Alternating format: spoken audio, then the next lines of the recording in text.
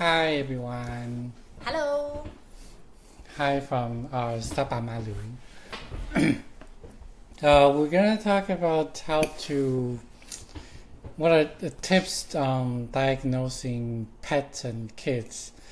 Um, the there's a there is a really there's a difficult level of when you have to diagnose kids or pets, especially with Chinese medicine. You cannot really take their pulse. You cannot ask them questions. They don't know how to answer.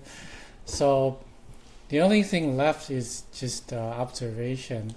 Um, so since we're gonna talk about our cats today. We have 4 cats. One of them has a tendency, like, he tends to sneeze a lot, and when he sneezes, it's like multiple in a row. Sometimes it can be 20 or 30 in a yeah, row. like one after another. So Mind you, he's a very old cat. he's 17 years old now. Like in the beginning, we thought that's just him, right? He sneezes randomly from time to time and sneezes multiple sneezes in a row. You know, before we moved in together, I just thought we all thought that he sneezes randomly. No, but when he was with me at a younger age, I never heard him sneezes at all. He doesn't. So when did Only he? started in the recent years, probably after we got married, like in the past 4 years or so. Yeah. So like we just thought we didn't think any much of it until we moved in together. Cats came to this place, and I started noticing that maybe it's the food that he's eating. So and then we kind of just really pay attention to the kind of have to did some we did some experiment. Oh, we went through like very long food Yeah, research for all our cats. yeah, because there are so many brands of food out there for pet foods, and so we just kind of went through one after another, and each time we just buy like a small, 1 kilo bag, and sometimes we just started experimenting on him and see if he sneezes with that brand of fruit or even that flavor of that brand. And it was for like many months, more than 6 months, More, yeah. maybe almost a year, because each brand we kind of have to test for a few weeks, and we study the ingredient of it's kind of tough to make sure what's in it. Even though we bought like a really healthy brand, it says no, kind of like really organic with not much additives. You don't see any weird chemical ingredients. No, I think our cats eat better than us. We spend a lot of money on their food. Yeah, so like we kind of narrowed down to like this brand called Wellness, and then they have multiple like different kind of flavor, salmon and chicken and tuna, whatever. There's like 3-4 kinds, and Beef, and then once we tried venison or something. yeah, we even gave a lot him of like weird raw dehydrated meat. And raw diet. we thought that was good for him, but then we noticed that he sneezes a lot when he has had something that doesn't kind of suits his body. So either that or he would get like kind of really soft stool. Yeah. So it's kind of sticky, soft. So maybe after a year, we kind of narrowed down to one brand, and then now he doesn't really sneeze. He No. sneezes rarely, very rarely. Only when he eats something that he shouldn't eat, like cookies or Mommy's food. mommy spoils him. Or grandmom's food. Yeah, that too. Not as often. This guy eats with grandmom. Grandmom just fed him rice. Oh. So we will see. It's like, especially when it comes to kids and pets, you really need to pay attention. You need to like really have a good observation skill to see what's different in your normal life, normal daily function. Like, are their appetite? Is it the same? Are they eating less? Are they eating more? How much water they're drinking? They're drinking less. Are they drinking more? Pee and poop. That's really important. You need to pay attention to how many times and then the amount. And poop is probably easier to see with cats and dogs.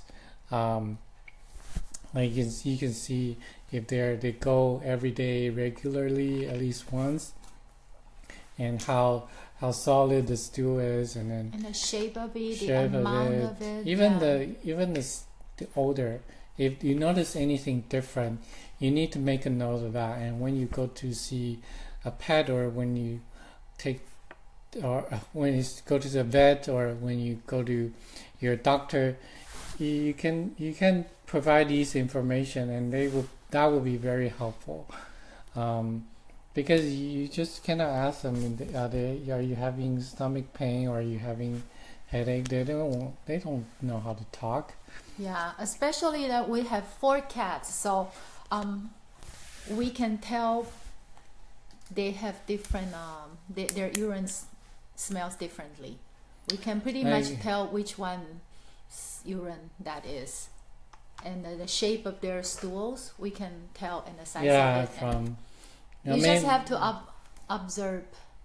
You have to be very... Even I find it more difficult when in the beginning I only have 2 cats, so it was pretty easy to distinguish whose poop that is and who pees where in the litter box and how much amount. So I could tell right away, like, okay, one of them is peeing a lot and also drinking a lot of water, or the other one is, not pooping normally, or their stool is a little bit hard, or you can see the little sections in the stools. Yeah, and then like sausage shape.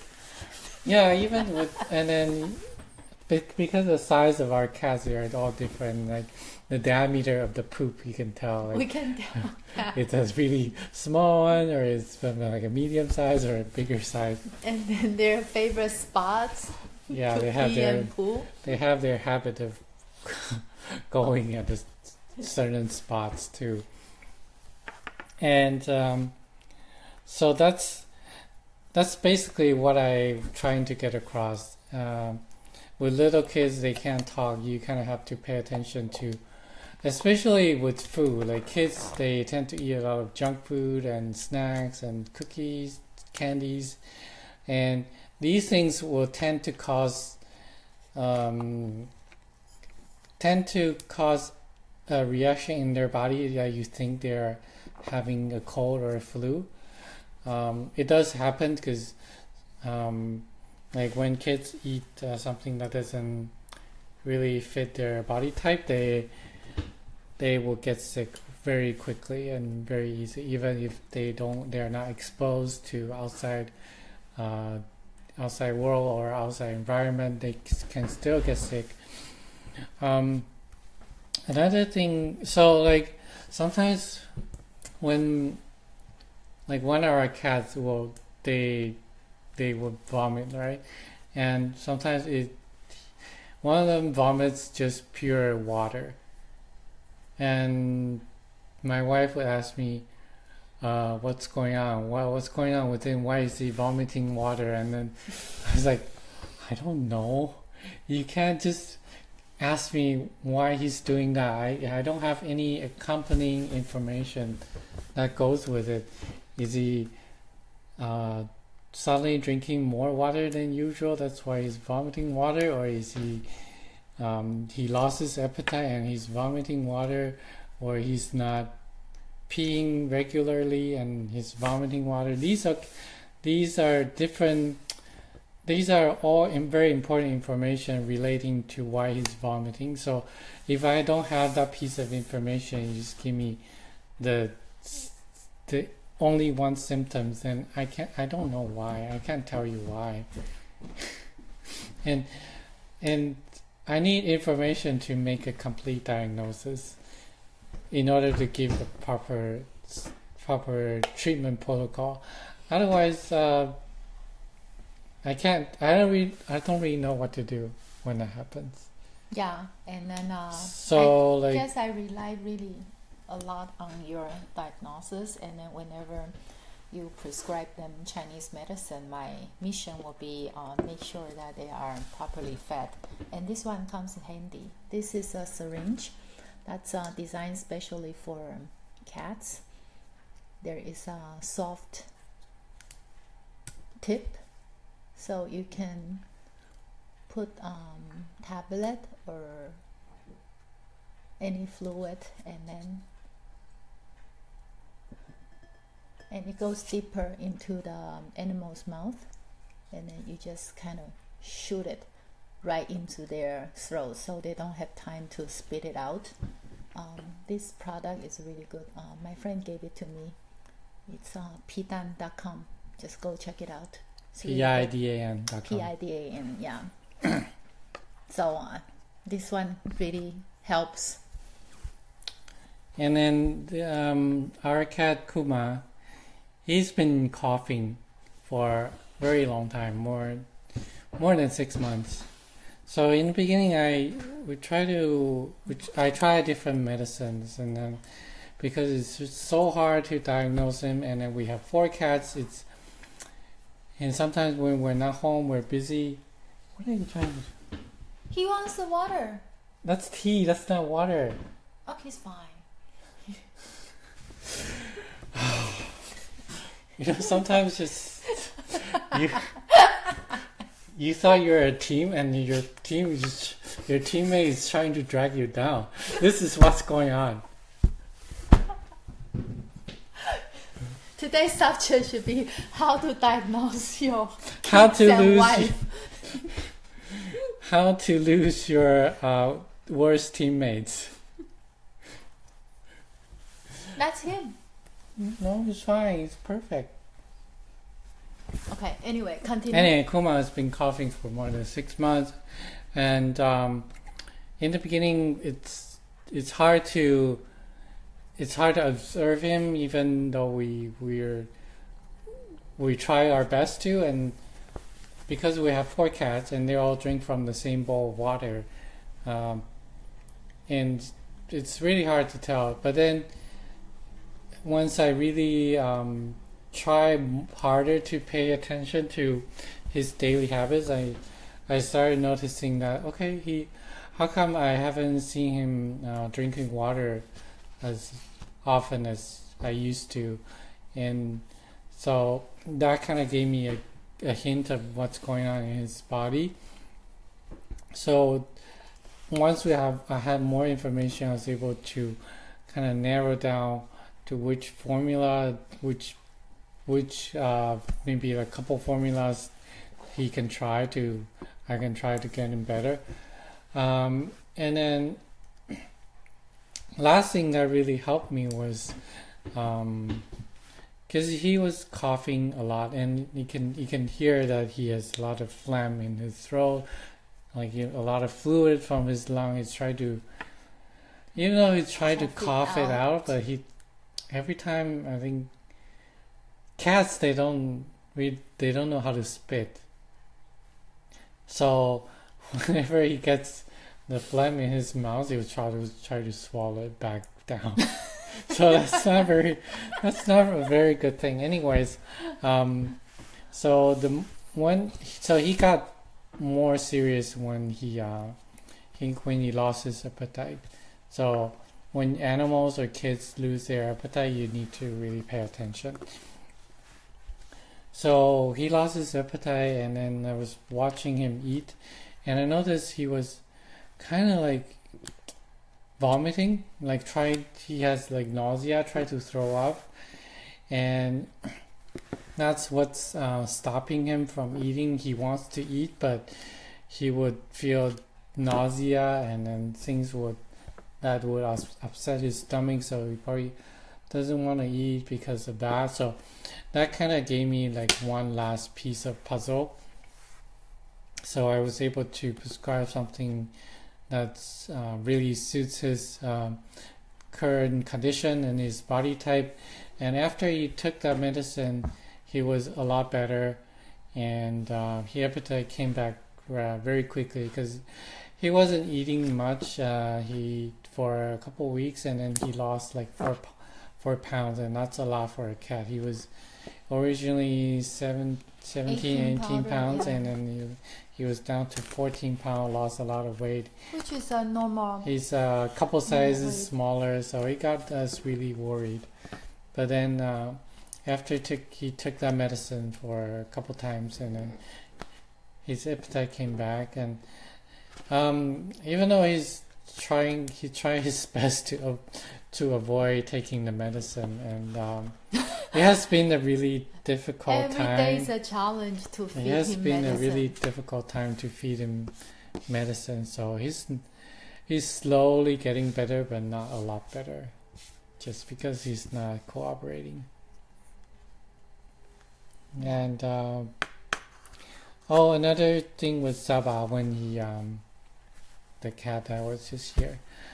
When he came, we fed him because he wasn't eating because he was very new, unfamiliar with the environment. So he wasn't eating, and we were worried. So we gave him we gave him canned food, and cats love canned food, and he was eating more. So we were happy. But then next morning we'll notice, he would have. What running? He has really like watery stool, like diarrhea, and his fur would be like brownish yellowish.